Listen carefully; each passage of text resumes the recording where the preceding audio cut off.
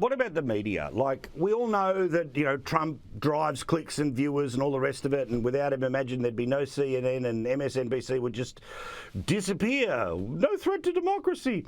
But nothing's happening. I mean, the first couple of days are very procedural. They're about deciding which people are going to be on the jury, but even then, both sides have got 10 opportunities to bounce somebody off the jury. And I even noticed there was an interview today with one of the people who had been booted off the jury, but they were so excited at MSNBC because what was it like to be in the room with Trump?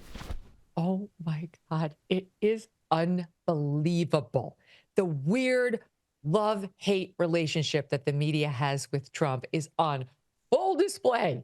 So you're right. There's not much to cover. It's just jury selection. So what can you really say? No evidence is being introduced, and Trump just has to sit there like a bump on a log while the lawyers and the jurors and the judge do all the work.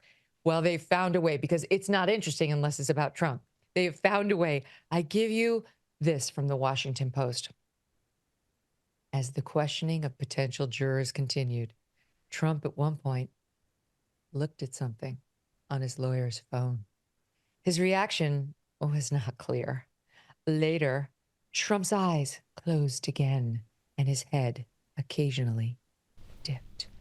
Get a hold of yourself. He looked down. That's your story. Your whole story that you said in 70 words was, he looked down. This is what they're transforming this trial into already. And, we talked earlier privately about this one potential juror who was out on the sidewalk, and the anchors were talking to her like, oh, you were in there? You saw him? How close were you? You realize, he's a man. He's, he's famous, sure. But, there are a lot of famous people in New York. Generally, we New Yorkers pride ourselves on not getting too excited about them when we see them in real life. They're within 12 feet of us. But they can't contain themselves. It's humiliating to watch.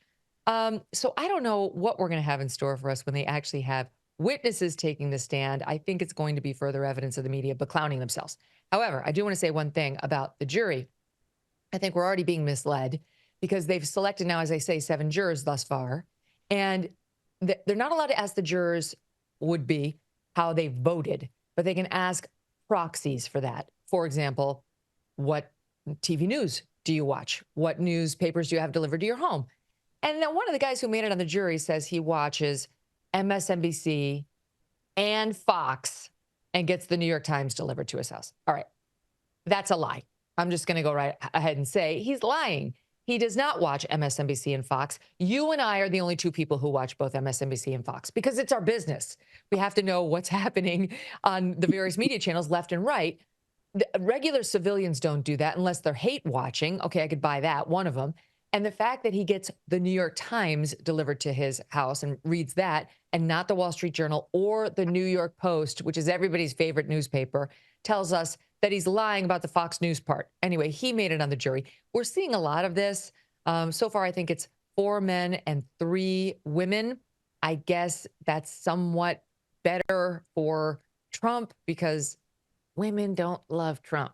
I mean, certainly not in New York. So if I were representing Trump, I'd want to keep as many women off as I could. There's one nurse, female, who works at Sloan Kettering. So instead of dealing with cancer patients for 6 to 8 weeks, helping them, she's got to sit here and decide whether Trump banged a porn star and then didn't document the hush money properly. I mean, this is an absurd waste of everybody's time. But, we have to get Trump and stop Trump. So, pro-democracy, yay, 2024.